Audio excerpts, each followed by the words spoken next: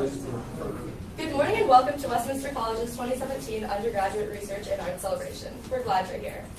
Our speakers right now are Katelyn Jones, Jennifer Rodgers, and Amanda Magnotti. They are senior early education and special education majors. Early childhood and special education majors. I've explained to them that they have 10 to 12 minutes to speak, followed by 3 to 5 minutes of questions. However, we must end the session after 15 minutes maximum. I will signal to them when they are getting close to the end of their time, and the session will end after 15 minutes. All right,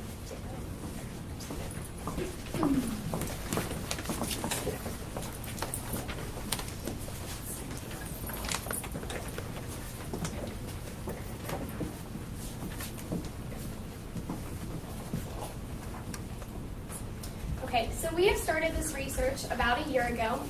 We have been led by Dr. Alison DuBois, whose dissertation actually led to this study. We have so far presented at 2 national conferences, one being at Westchester University for the National Student Teachers Conference, and just recently we were in Boston presenting at the Center for Exceptional Children's Special Education Convention. Both of these presentations were about an hour long, so during this 15 or 10 to 12 minutes, we're really going to try to condense some information. The title of our presentation is called The Cost of Caring, Developing Resiliency Skills in Pre-Service Teachers. So as educators, as all of you may know, we are confronted with many stressors, from classroom management to assessment, but even more seriously when a student discloses abuse or trauma. Many young and inexperienced teachers have reported that they have poor coping strategies when they are confronted with these stressors, and that can lead to burnout.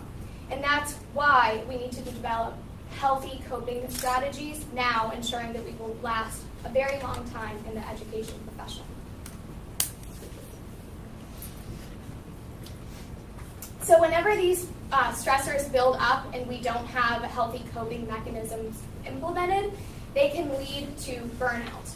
And burnout might look like increased feelings of anxiety, feelings of helplessness, or that you aren't making a difference at your job. Someone experiencing burnout might ask themselves why they became a teacher in the first place. And burnout can be caused by a lot of things, but just to name a few, they can be caused by stressful schedules, too heavy of a workload, having unhealthy emotional boundaries with your students, or experiencing secondary trauma from a student disclosing trauma to you. And the importance of studying burnout is to help retain resilient educators in our schools. So the research that we did to analyze the effects of secondary trauma on pre-service teachers, we conducted a study using our general ed students in our block class and our special ed students in our block class. We used an avatar simulation, so the pre-service teachers interacted with an avatar which was in a classroom setting. They had to talk to the student to figure out what issue was happening in their life because the student was exhibiting abnormal behaviors. We noticed some trends during this study, and they were gender trends. So our female participants, they were a little bit more reserved. They stood back with their arms up at their chest, and they did not ask any direct questions. Whenever our male participants, they actually were a lot more comfortable with the avatar, so they did ask more direct questions, and they used proximity when addressing the avatar. One thing we noticed with both our male and female participants, they both were more focused on asking their next question rather than listening to the answer that the student was giving them. So we concluded from the avatar study that our pre-service teachers need to work on their communication skills, which include active listening, validating the student's answers, and rephrasing what the student is saying. Our second study that we did was with our student teachers, our current student teachers that are doing it right now in the spring. We sent out a survey. And this survey analyzed the pre-service teachers' perceived notion of control that they have whenever a student discloses trauma, and also their how they feel that they cope with these types of situations. We noticed that our pre-service teachers feel that they have little to no control whenever a child discloses trauma. We attributed this mostly to the fact that we are working with children, so these children are hopeless without the help of an adult. And also to the fact that we are visitors in a classroom. So whenever we go into a teacher's classroom, we never really feel that we have any control over discipline, or especially whenever we're dealing with the stressors of secondary trauma. From this study, we just concluded that our pre-service teachers need to build up their resiliency skills because of the fact that we do not have these coping mechanisms in place. Some pre-service teachers said that they binge watch Netflix, they party, or they overeat, or they exercise too much, which these are not healthy ways of dealing with this. Some healthy ways that we can do is helping our pre-service teachers build resiliency skills. And resiliency is a person's ability to recover from a difficult situation. And in the education field, we often talk about resiliency in regards to our students, but we rarely discuss it with our teachers. So we need to build up these skills so our pre-service teachers can respond to secondary trauma in a healthy way. This way we can have confident and successful teachers. So there are a couple ways that you can combat burnout yourself.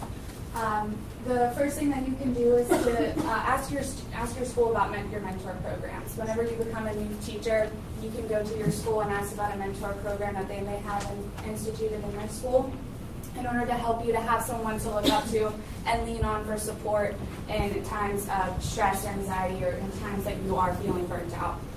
You can also establish professional networks, and by doing so, you can seek out peer support. You can lean on the people that you already have, your friends and family, to look for resources and connections to gain the info and the knowledge that you may need. You can also participate in professional development by gaining knowledge and growing as a professional to develop even more knowledge in this area of need to develop the techniques and how to combat it. And then you can also participate in local, regional, and national organizations by making connections and networking with people from all areas of education from all over the country, and to learn from their experiences to know kind of how you should handle a certain situation. And then the last thing you can do is also develop the self-care plans. Some of you have them at your desk in front of you. This is just one example, but this is the specific example that we use throughout all our research.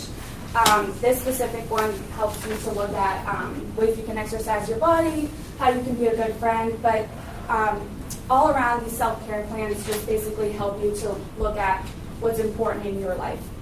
These self-care plans are usually given to you whenever the effects of burnout are instituted.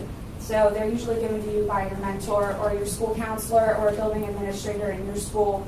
And again, it just helps the teacher kind of identify a social network, things that make them happy, helps them to focus on the good things in their life, nutrition, and setting goals. And it just helps them get back to what's important in their life while they're in the profession that they are.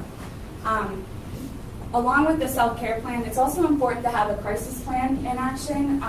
You, yourself, and either your mentor or school counselor or building administrator should know about the crisis plan that you have, because these self-care plans are really wonderful and they go a long way.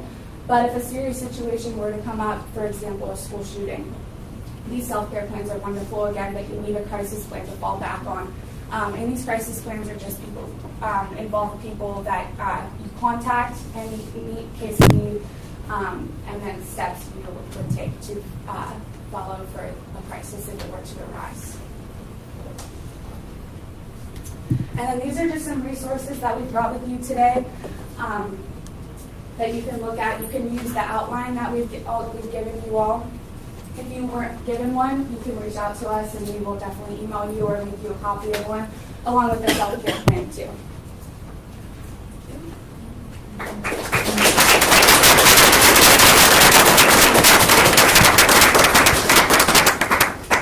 Thank you so much. We have time for a few questions.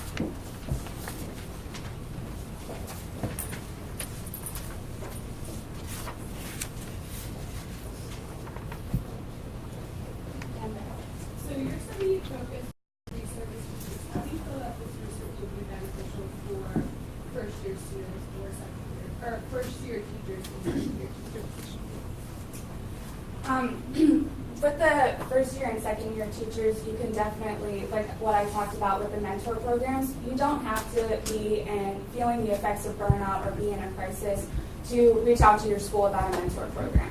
You can use it. I mean, I know a lot of us were lucky to have the teachers that we have right now with student teaching, and we use those as mentors, and it's the same for first year and second year teachers. You can use them as mentors to guide you through the process.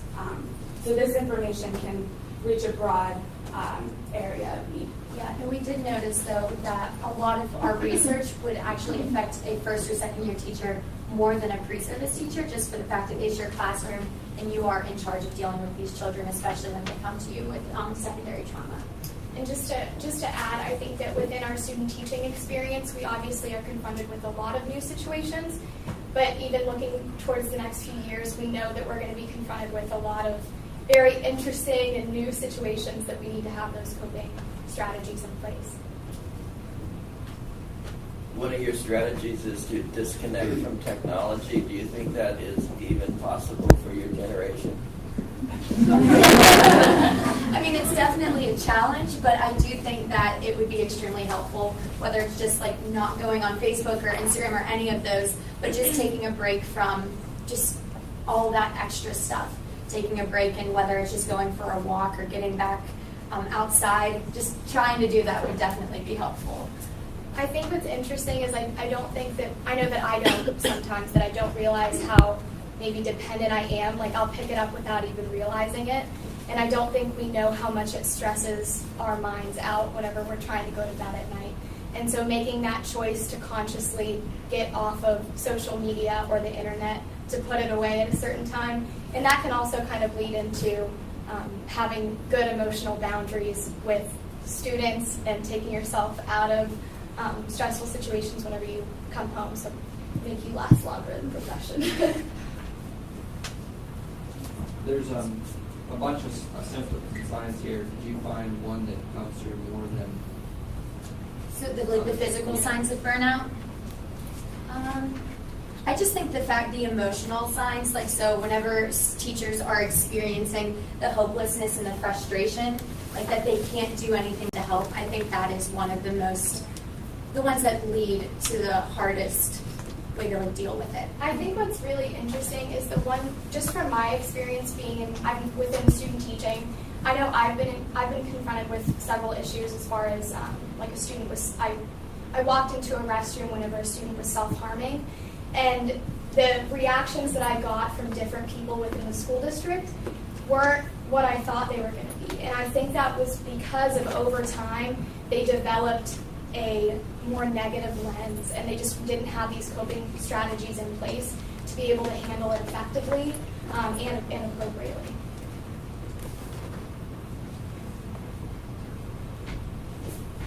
Can you tell us more about your self-care plans? All of us should walk out the door thinking about our own, but can you just give us little tips besides running a marathon?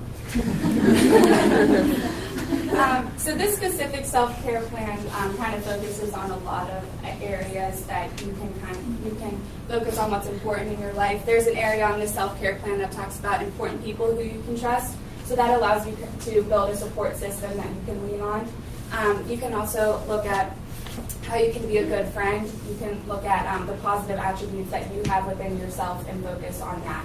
And then you can also, with the exercising, you could run a marathon, or you could run 2 miles, or do 15 jumping jacks in your classroom. But you can, any type of exercise has been proven to relieve stress and anxiety. So the great thing about this specific self-care plan is it allows you to kind of focus on many different avenues in your life. But like we said, there are many self-care plans out there, and this is just one of the ones that we looked at closely during this time. If you just Google self-care plan, there's a ton that pop up. So any type of way that you want to look into yourself and why you're in the profession you are, you can definitely find a way to do that. Okay. I'm so sorry. Thank you for joining us this session. Let us thank our speakers one more time.